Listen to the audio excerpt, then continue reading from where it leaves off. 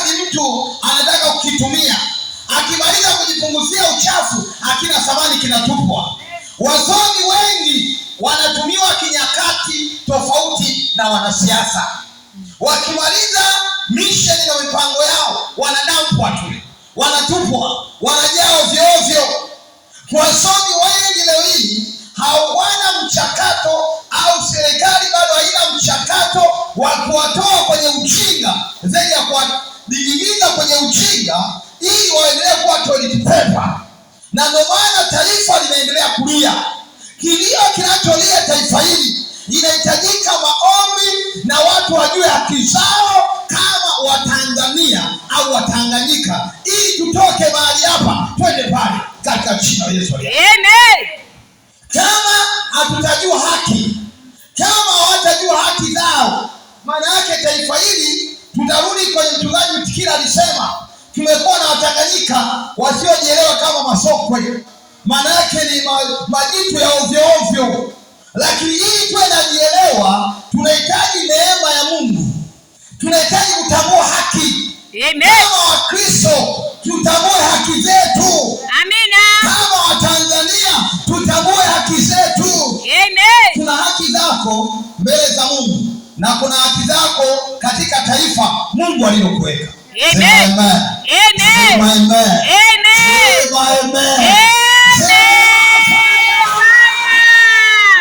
Hatuwezi kuzuia uongo kwa kudanganya, au hatuwezi kuzuia ukweli kwa kusema uongo.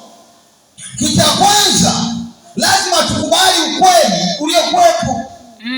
Kwamba leo hii tumekuwa na makanisa mengi, tuna misikiti mingi, lakini haina faida, kwa sababu hata viongozi wa dini wamejigeuza kuwa wa bendera fata upepo za wanasiasa.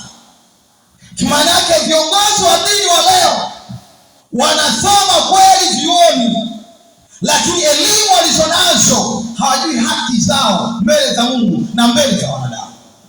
Kwa tuna viongozi wengi, lakini mambo ya mauaji bado yanatishia taifa kabisa. Baba, tuna watumishi wengi, tuna wasomi wengi, lakini bado kuna mambo bado yanatikisa taifa. Kwa nini? Asilimia kubwa ya wasomi wa leo wamegeuka toilet paper. Wao wa dini, wao wa kawaida, wamegeuka toilet paper za wanasiasa. Kwa tunahitaji neema ya Mungu ya kutambua haki, ili taifa letu lipone, ili nchi yetu ipone, ili mili yetu ipone, ili familia zetu zipone. Tunataka nikwambie, chochote utachopanda kitaota kabisa. Baba, ukipanda wema utaota wema. Amen. Ukipanda ubaya utaota ubaya. Amina. Tusidanganyane, unapanda ubaya. Tunataka kusikiliza, sisi kama taifa tunaposimama, tusimame kwanza kama taifa. Amina. Tuna taifa, haijalishi yule anaabudu mizimu, yule anaabudu shetani, lakini ni taifa moja. Lakini kwa habari ya Mungu, sisi kama Wakristo tusimame kama Wakristo. Haijalishi yule ni Mlesani, haijalishi ni MKKT, haijalishi ni Pentekosti, wote ni wa moja. Maana sisi ni viungo katika mwili mmoja. Sema amen. Amen. Sema amen. Amen. Wako watu wasiojua haki zao, wanafikiri kuwa wazuri ni kujipendekeza kwa watawala. Kuna wengine kutosimama katika zamu zao.